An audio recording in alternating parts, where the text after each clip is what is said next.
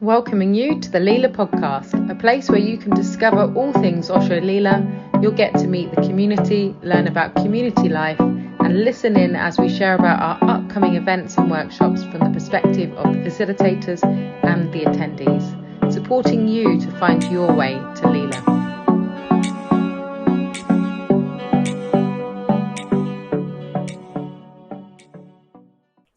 Hello and welcome to the Leela podcast. And today I have a very special guest. Her name is Briony Greenhill. I've said that correctly, haven't I?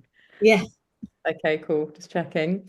Briony is going to be one of the facilitators at one of our upcoming festivals, Invocation Festival, which is one of our new festivals on the lineup at Leela, which is very exciting. It's a collaboration with Jewel, and she has collated some of the most wonderful facilitators in sound and movement and vocal improvisation. And yeah, Briony is going to be joining us in August, and I believe it's your first time at Leela. That's very exciting. I'm really excited to show you around and get you to really know the land and the place. So I'm really welcoming you in August. Yeah, it'd be really lovely to just start with just hearing your voice. If there's anything you want to say, just to open up this conversation. We're going to be probably chatting for around half an hour-ish. So yeah, welcome, Briony. Oh, thanks, Louise. Hi, and hi, everybody. Yeah, I think we're here to, I suppose, give a bit more of a sense of the Invocation Festival and maybe what I'm going to be bringing to it and what people might expect. And yeah, is that? Yeah, welcome. And I think it'd be good because I don't know you. I was just saying to Bryony, I was like, I kind of feel like I've heard your name and seen you somewhere, maybe on social media or something, but I don't really know so much about you. So it would be lovely to hear about your work, what you kind of inspires you, what gets you out of bed in the morning. What gets me out of bed in the morning is my 2-year-old son. Thanks for the question. Yeah, I teach an art form called Collaborative Vocal Improvisation, and so it's singing without a song. It's spontaneous composition in the moment with our voices, and it's collaborative, so you can do it anything from, I mean, you can do it on your own, and I would say that's still collaborative, but that's maybe another conversation. But anything from 2 people to, I think the most I've done it with 300 people. And so you can imagine that could be quite messy, but there's a lineage of people who've made it their artistic work, life's work, to find forms for that and ways to help us, like be the generators of our own singing. So it's not following a composition, it's not following a choir leader or a song that's already been given. It's finding your creativity. And so it's quite deep. It's kind of a paradigm shift, and it's trusting your own musical imagination and saying yes to that and giving voice to it, and bringing yourself in a way that's then hearing what other people are doing and saying yes to them too, and then finding the weave between. So it's a lovely paradigm of collaboration and co-creativity. So that's how I describe CVI, Collaborative Vocal Improvisation. Yeah, having done some of this work, I find it, like it feels like a coming home. For me, it feels like a coming home. It feels like, true expression, and it nearly feels kind of like essential, like in my life in some way. And I'm just curious, what you would say to that. Like, is that an experience that people have regularly, or is it just me? There's a lot of, when people try falling in love with it and going, oh, how can I weave this more into my life? And often the next thing that people do is come and do like a longer course with me or a year-long course with me. But at some point, people have to say like, okay, I do want to do this in my local area. How do I find peers? How do I cultivate peers? And I think as like culture innovates, I think like my dad, he's in his 70s, but he's a amateur classical player. So you can always find people to like be in an orchestra with or have string quartets with or whatever, because it's existing culture and that's been going on a few hundred years. So it's all set up.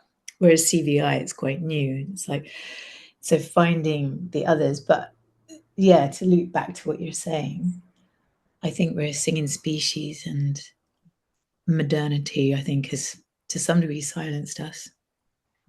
So yeah, you can join a choir and that's great, but actually what of your own creativity? Like, you get the communion of this beautiful experience of joining your voice with others, but if you've got your own musical creativity and want to explore your own poetry, your own song, how do you choir doesn't offer you that. And so actually, yeah, your own self-expression, but then being a singer-songwriter offers you like only that, but not the communion. And it's like very exposing, right? And so I think what CBI offers us is like somewhere between choir and being a singer-songwriter. But there's sometimes you get to solo, and sometimes you get to really bring your thing. And oftentimes you're in the band. And yeah, the aspect of well-being, opening the heart, softening the body, having beautiful connections with others. And I think this is why I said yes to Invocation Festival and feel really hopeful about it and really good about it, because I think through dance and singing, like these beautiful non-verbal ways of connecting with other humans in creativity, in wholesomeness, in healthy ways that make beauty, like the singing will make, it's not always everybody's a beautiful singer, but it can be very satisfying what people sound like, and with dancing and moving.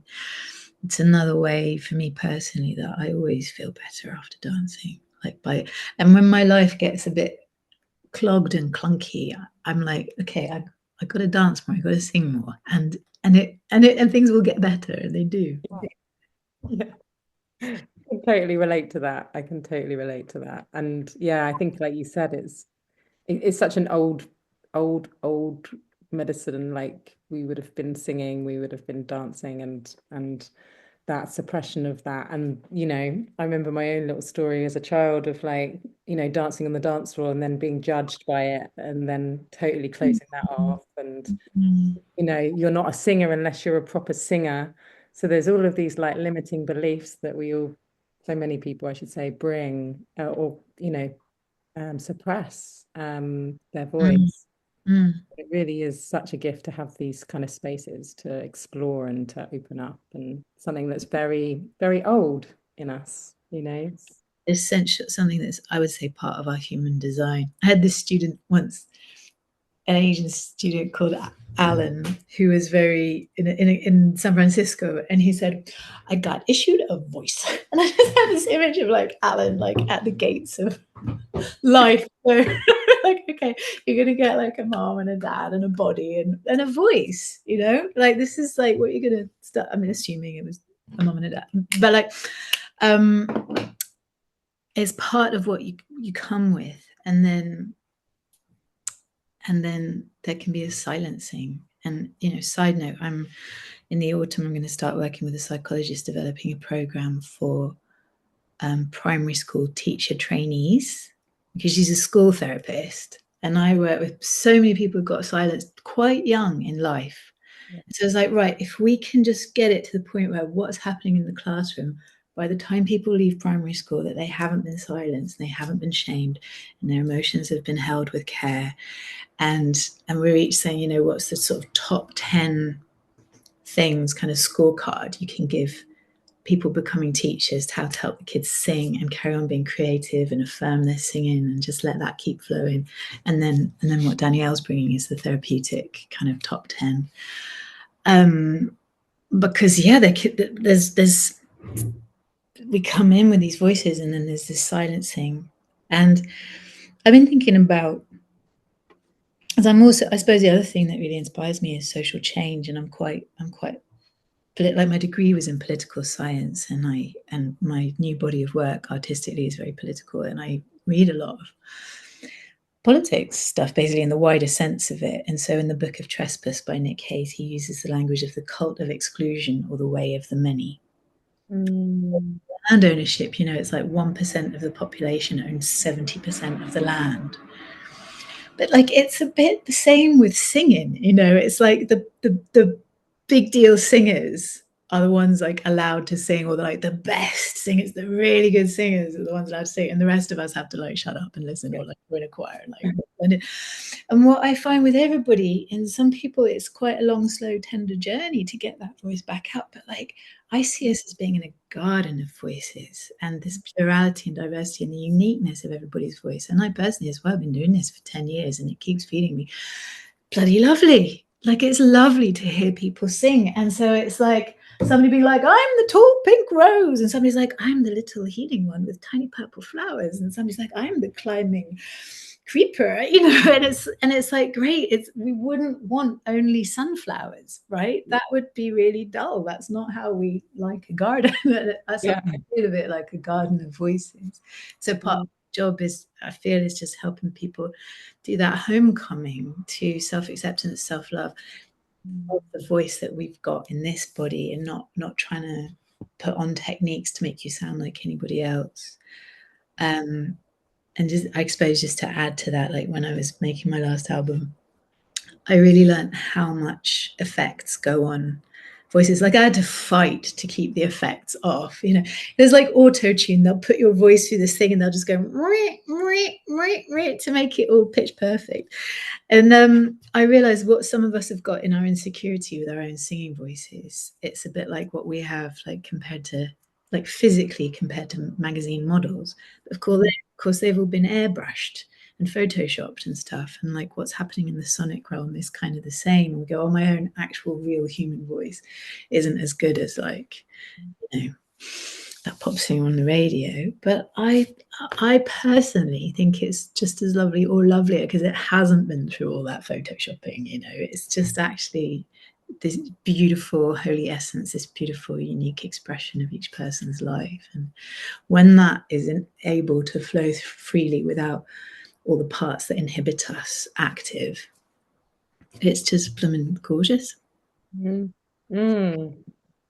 Oh, it's gold. I'm just like, oh, I'm loving listening to you speak because it's so resonating in my own body, and like what a gift that you are able to live that and to offer that to people. Like it's just such an opportunity to really support and grow, and that the community aspect to it as well. And yeah, it's really rich. So wow, thank you for the work that you're doing. I'm just looking at your workshops, Briony, and I know the other one we talked about, collaborative vocal improvisation. The other one was resonant body, and I'm looking at it. I'm like, you get to lay on the floor.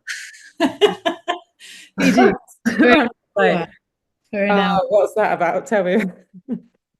Resonant body is a method of what I have developed over the last 25 years to basically go into your body and get your voice out of it. So you lie down.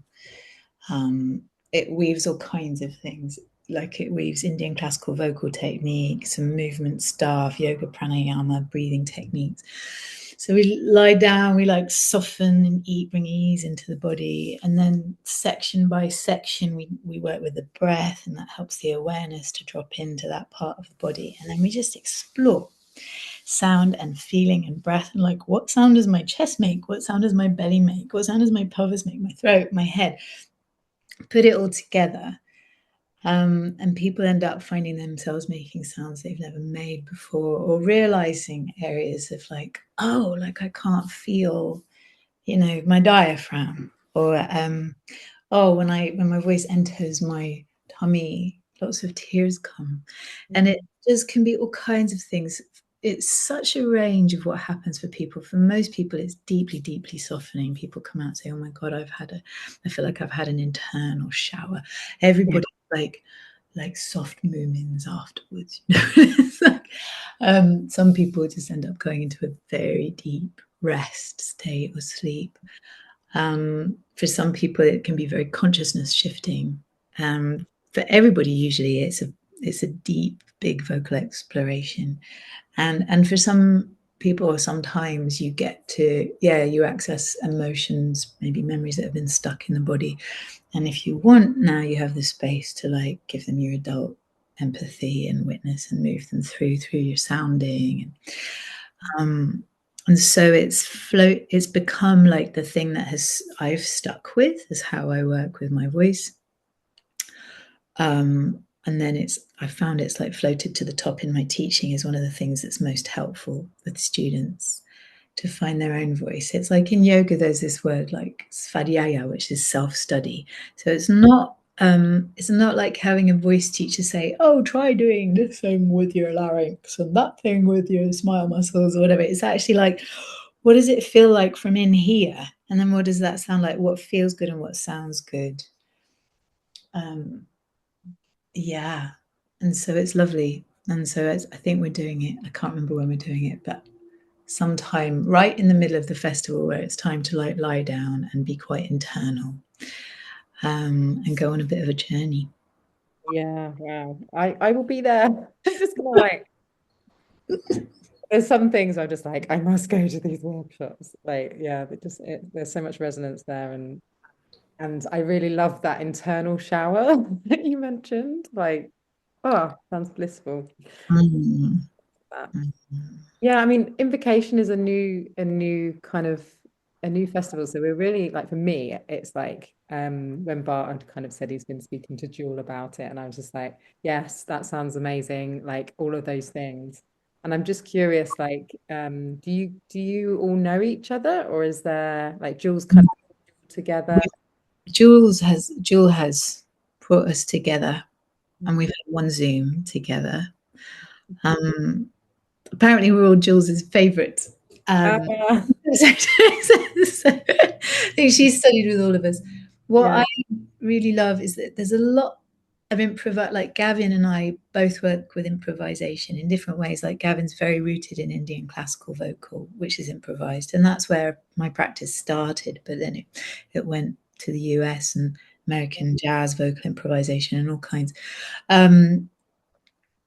And then both the dance folks are bringing improvised forms of dance, and so just for everybody, you can work with your voice, your body, your energy as it is right now.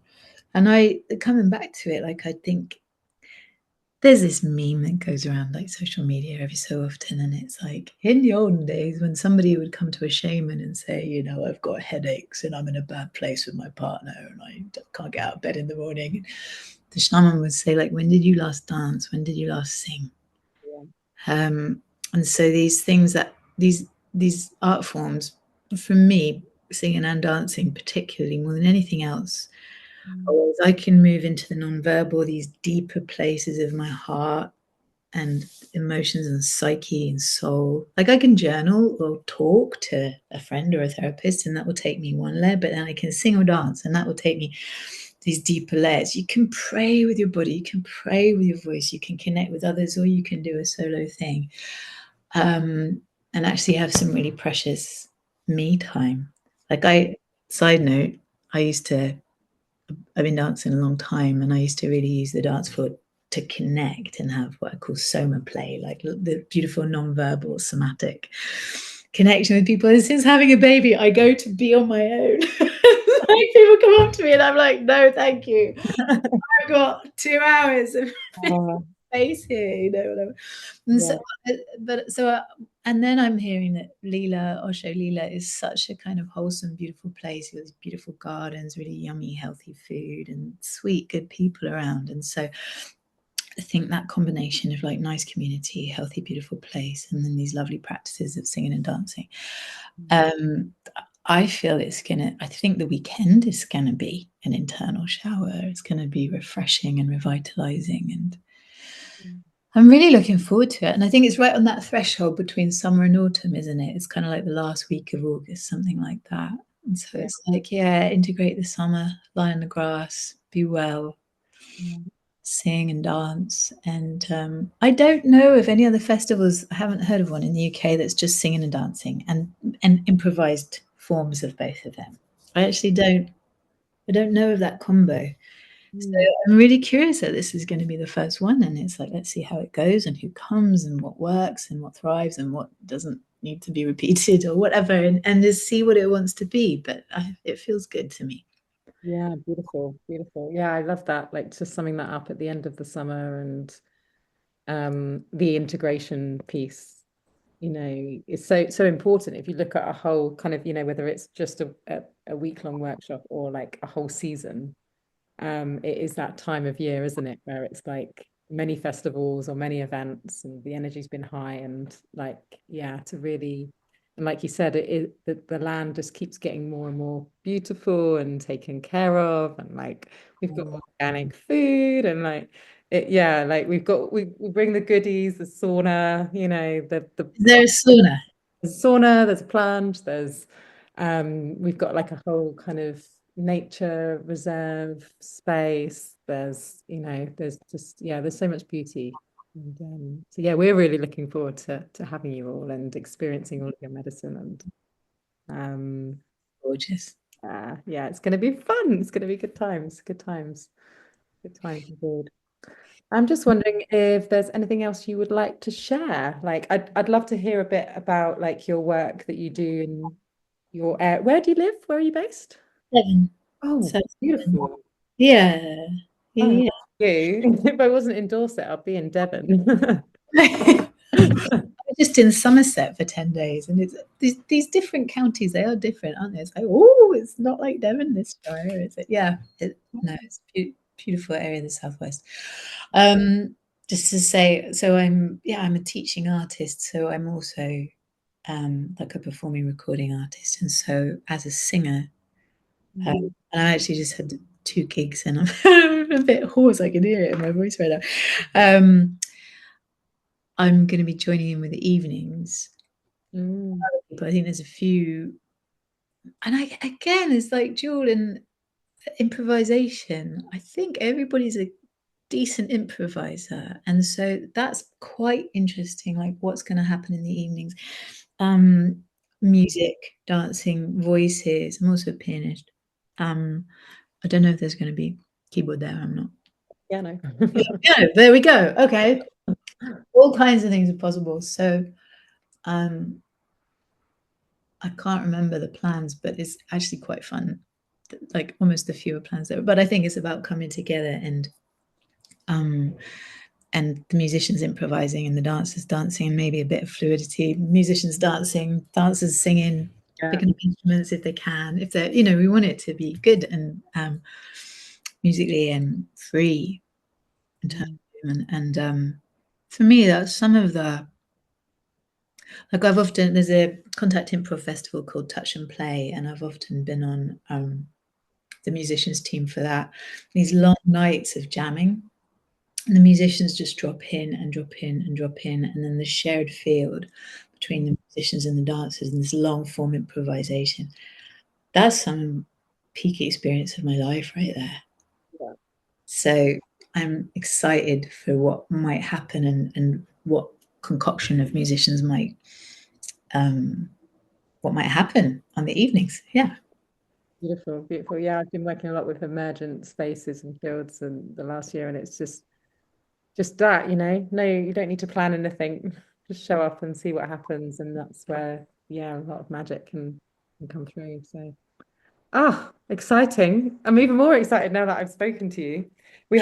We had Jewel came and she does her dance connection, and it was such a beautiful session. We had a bunch of volunteers here as well, so there was probably like a good 20 of us in the room, and it was like it was just joyful, absolutely. Is her practice rooted in biodance? Was it originally biodancer? I believe so. Yeah, I believe so. I think that was her origins, and then she had the COVID experience of inspiration coming through, and created her offering. So yeah, so it really is beautiful. I've done a lot of dance and ecstatic dance and movement medicine and other things. Movement medicine is also, I know Ilaria is going to be doing movement medicine. I'm particularly excited about that as well. Yeah. So yeah. Anyway, all the things. I love beer dancer. My dear friend Laura is a beer dancer facilitator, and I think we can be heady, and we can be suspicious, and we can have social insecurities and things that keep us apart. And I think beer dancer in its way of just like dropping into the heart space and connecting with that, again, non-verbal. I mean, it's the heart. This heart is that it's a garden in itself, right? It's such a powerful organ. And so getting all the crap out of the way and centering this, letting it shine and do its thing. It just feels great. Yeah, that's it. Well, that's the journey, isn't it? Just removing all the blocks in the way. Yeah. My heart. So, oh, it's been super, super lovely to connect with you, Bryony. I'm really looking forward to giving you a Leela hug when you get here. That was a little hug different from a normal hug. I think it's we breathe together. We're not in the kind of like, oh, nice to see you kind of mode. It's more you drop in, eye contact first, and then just breathing together and getting the medicine of, is it 20 seconds? I had 13, but yeah. With hormones. Oh well, great. That sounds lovely. Yeah. We hug in the mornings. We have like a morning we start the day with morning gathering where we dance together, and then we hug before we go back into the working love in action. So yeah, looking forward to meeting you. And if people want to contact you or find out about your work, how can they do that? Where BrionyGreenhill.com, Briony with an I, BRIONY, Greenhill.com. And so teaching and artistry and everything comes from there. We'll put all that in the show notes. And if you are interested in Invocation Festival, if you're intrigued, you can check it out on the website, australialeela.co.uk. And yeah, check out Briony and the other teachers that will be there. And we look forward to seeing you in person. It's August 28th to the 31st. Oh, there we go. Thank you.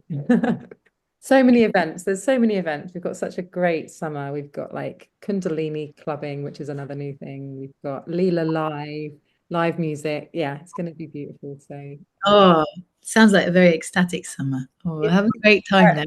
Dance in a couple of weeks. Bio Dancer Festival. Yeah, it's all happening. So beautiful.